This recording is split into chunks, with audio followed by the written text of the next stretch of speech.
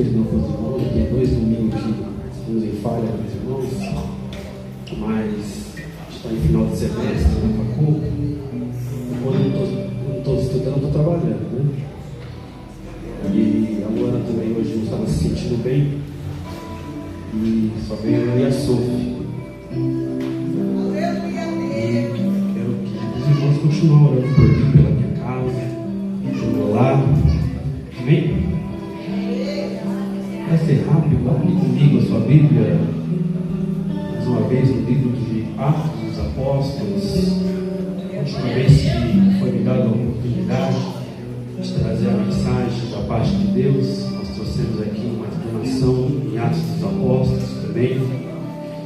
E certa vez eu estava ali no escritório conversando com o Dr. Adilson, e ele me deu uma aula de teologia, e eu falei para ele que, se fosse possível, que eu falaria sobre essa passagem que ficou, não deu tempo de falar na nossa pregação, que se encontra em Atos dos Apóstolos, capítulo 6, versículo 8, que vai contar a história do primeiro mártir do movimento cristão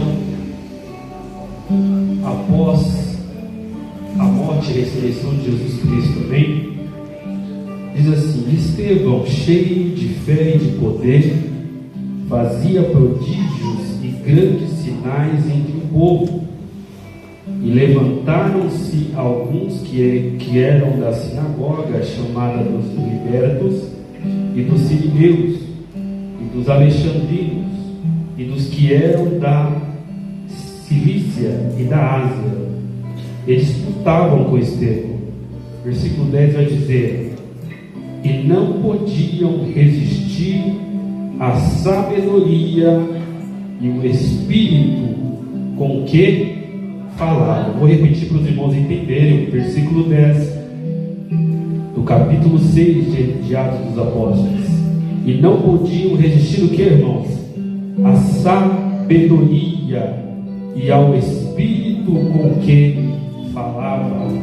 Aleluia, louvado seja o nome do Senhor. Eu estava na noite em que o pastor pediu para eu pregar.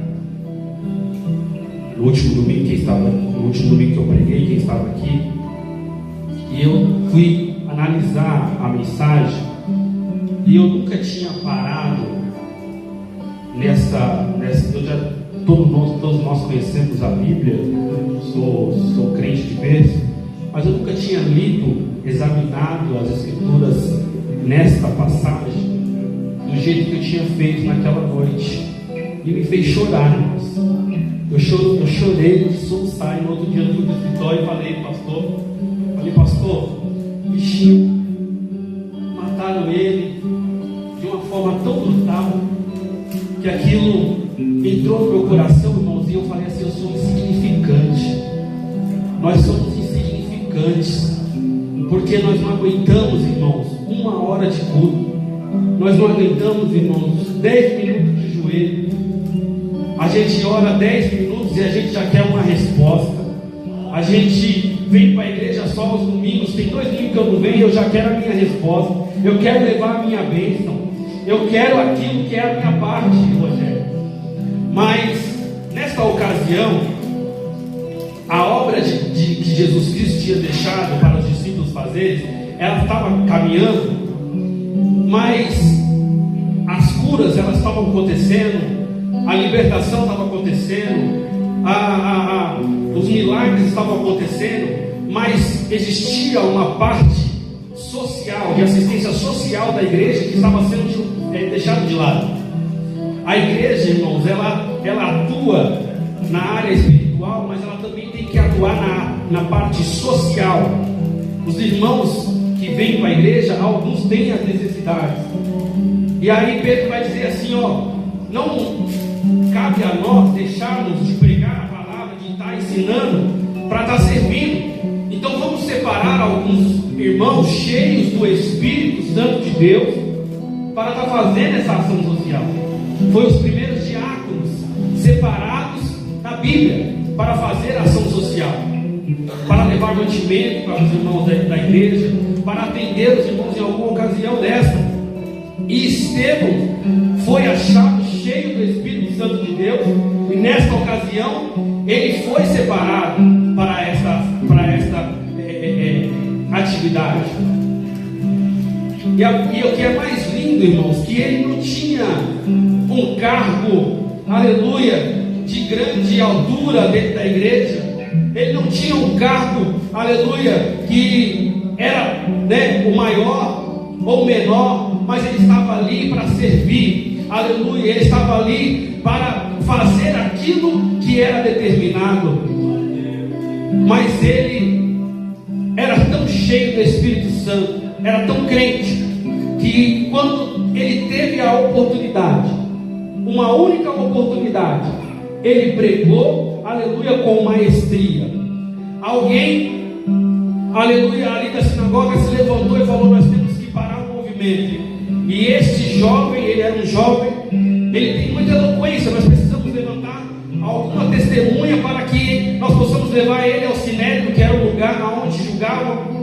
Nós temos que levar ele ao Sinédrio para que nós possamos parar, aleluia, e quebrar, aleluia, de alguma forma esse movimento. Leva o Estevão até o Sinédrio e dá a oportunidade de ele falar. E ele começa a falar, e ele começa a pregar sobre os patriarcas. Ele começa a vir falar lá de Gênesis e acaba em Apocalipse, e pregando a palavra de Deus.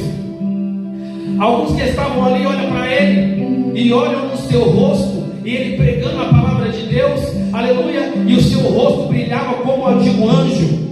E no final da sua pregação, alguém vai dizer, aleluia, isso é blasfêmia. Aqueles que estavam ali ficam irados com a pregação de Estevão, mas ele olha para o céu, aleluia, e ele é o único na Bíblia que pode dizer: eis que vejo os céus abertos, e à direita do Pai, aleluia, está o Filho do Homem, aleluia, que morreu na cruz, mas ao terceiro dia ressuscitou. Naquela mesma ocasião, aqueles homens que estavam ali julgando, levaram ele à praça pública, arrancaram a roupa dele, deixaram ele nu em praça pública, e apedrejaram ele até o seu último suspiro. Irmãos, ser crente hoje, aleluia, eu não vou dizer que está fácil, mas se a gente comparar para aquela época, está fácil.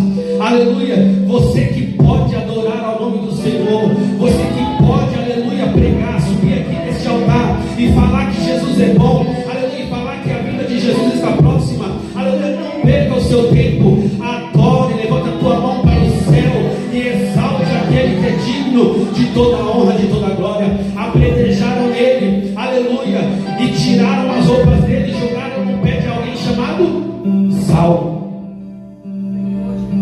Quem era Saulo, irmãos? O maior perseguidor da igreja. Pegaram a roupa de Estevão, que era um discípulo de Jesus, que era um diácono.